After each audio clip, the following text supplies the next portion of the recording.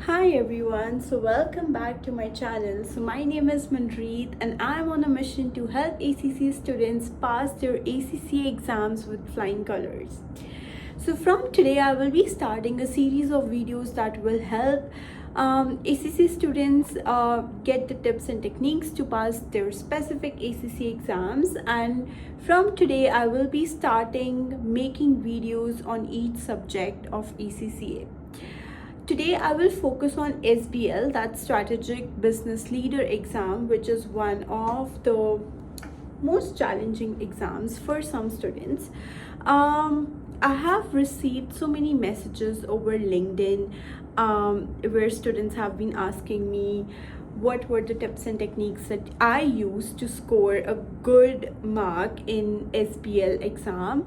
And I also gave SBL exam with my AAA exam, so it means it was quite challenging for me to manage both the exams, and at the same time I was working full time. So hard work, of course, it's an important aspect to achieve anything, but with hard work comes smart work.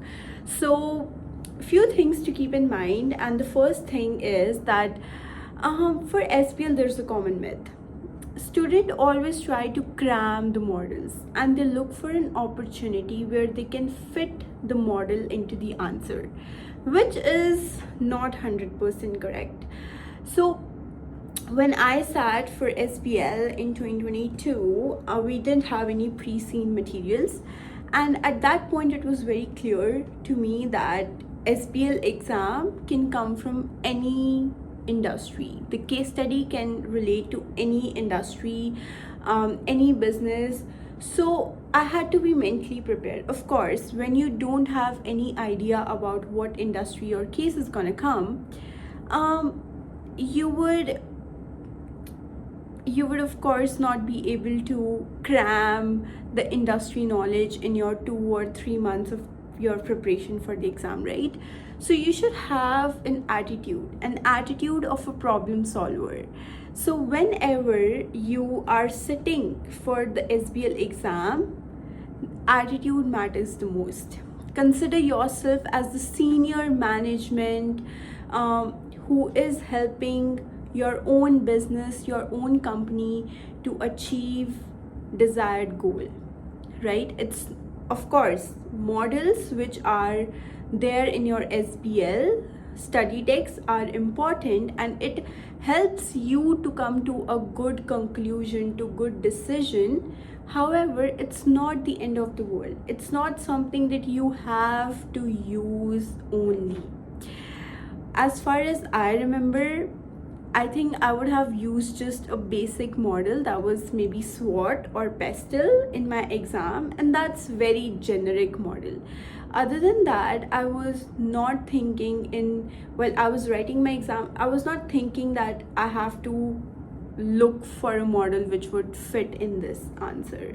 Instead, what I did was I read the case thoroughly. Thoroughly means very deeply, and I made sure that I know each and every fact which is mentioned in the case, and whenever I was trying to type an answer, I was analyzing in my mind that given the factors provided in the case, would any of that factor could influence my answer. So again, no models, just a basic common sense you're using to analyze the factors, the business knowledge, the external and internal environment knowledge given in your case study to develop an answer, right? So first thing, right attitude, and second thing, using the facts present in the case. Do not obsess over models. That's not something that you need to pass. Next, pre-seen materials. So pre-seen materials have been introduced in 2023. It's an advantage for all those students, because when I was sitting for the exam, I didn't knew what industry it would come from. Maybe I could have knowledge about the industry, or maybe I would not have knowledge about that industry. So what's important? You have pre-seen materials, you'll have an idea that what industry your case would relate to. And I'm not saying that you have to learn everything about that industry, but at least research a bit. Like, what are the factors that influence the market of that industry, right? What are the new innovations that have come into that industry, which can be a good or a bad influencing factor for any business, right? So basically, in simple words, analyzing the external and internal environment of your business. So internal environment, obviously you won't have information to to make your decision on the internal environment or to analyze the internal environment will only be possible when you're actually giving your exam.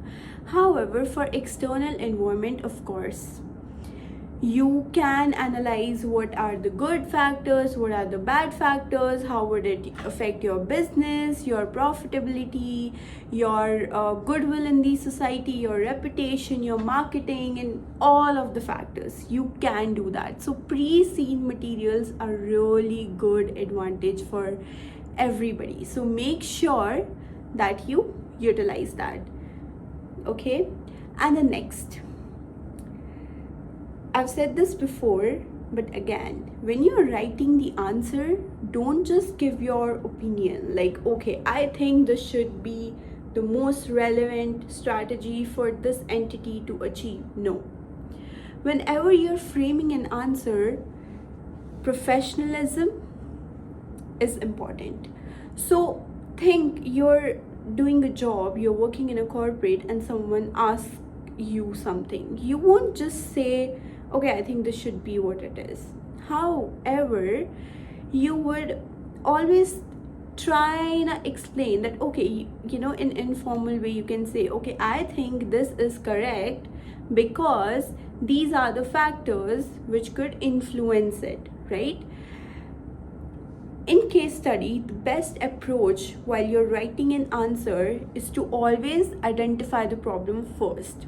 Okay, and identification of the problem is only possible through your question, through your case requirement. So see your requirement. What exactly is it asking? If you are reading your question properly, you are able to identify the problem at the very first thing, right? And once you've identified the problem, the next thing is how you have to solve the problem.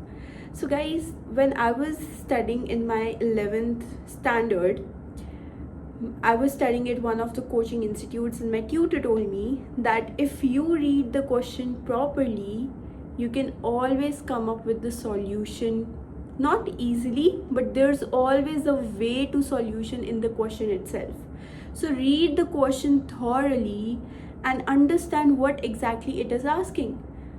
And whatever the requirement is, go to that section of the case where that issue is described, where the issue is brought up in that case study, and then start identifying the factors in that section and put it in your answer.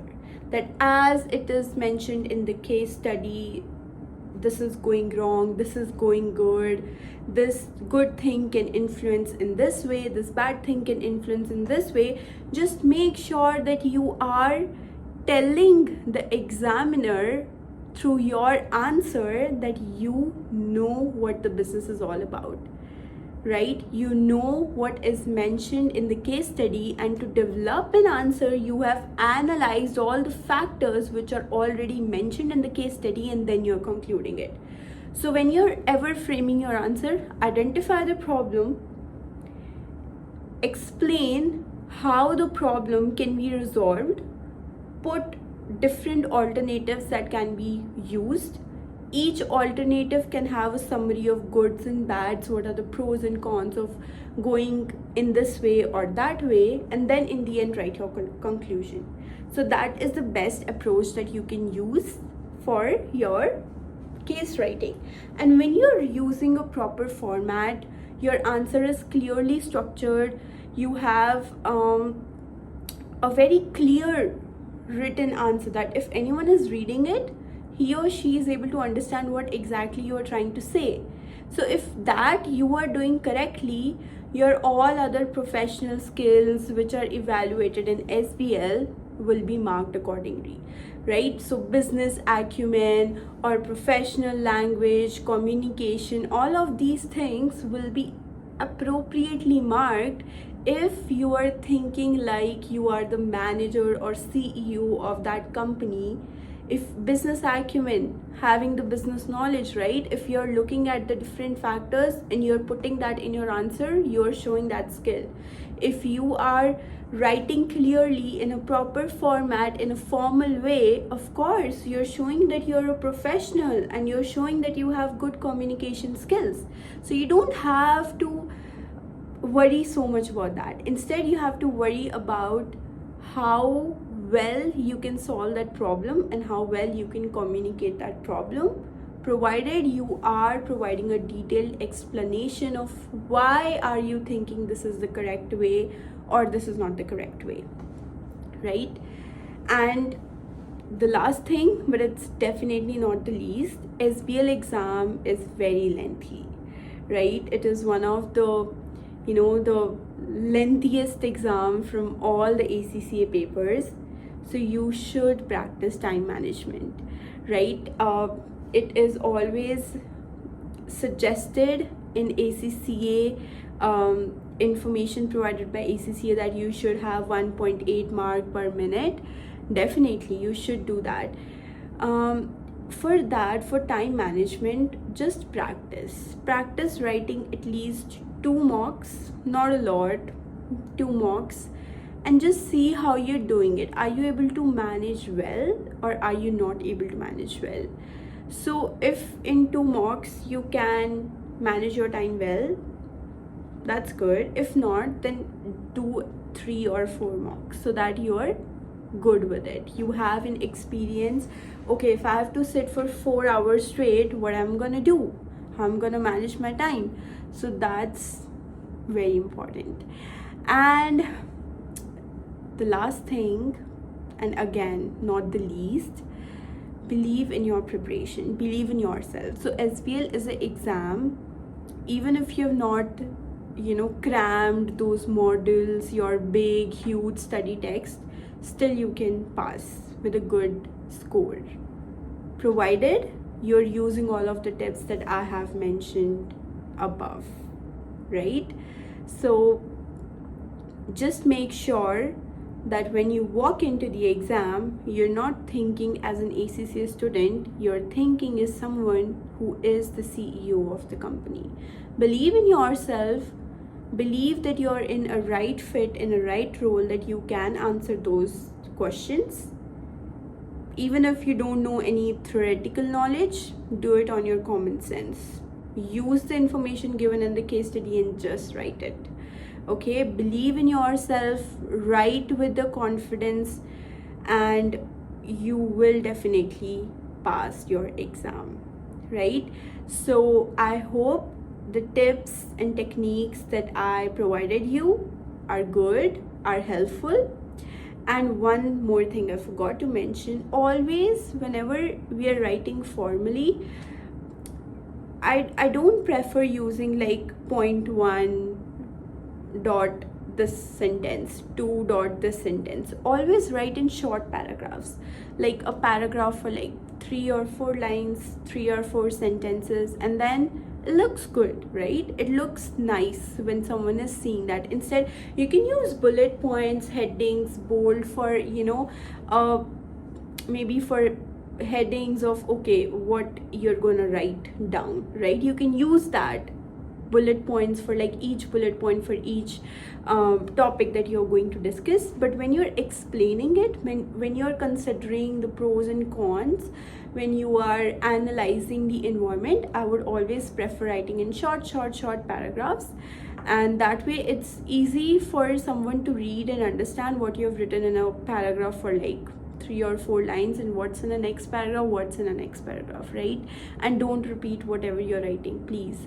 Like, Indian students have a tendency to repeat the same stuff but in a different, tone, or they would like paraphrase the same thing using different words, using different sentence transformation, and thinking, oh, they're writing more. But no, our exams are checked by Britishers, and like, they are good with English, right? That's their native language, so they know even if you try to change the sentence formation, just trying to show that, oh, you're writing more, so you should receive more marks. No, that's not how marking works at ACCA. ACCA would give you mark for 1 point. Like, for each point that you are adding, there will be a mark for it. Even if you're writing that point 2 or 3 times, changing the structure of the sentence, and you're thinking, oh, I'm writing more, I'll get more marks. No, that's not how it's gonna work.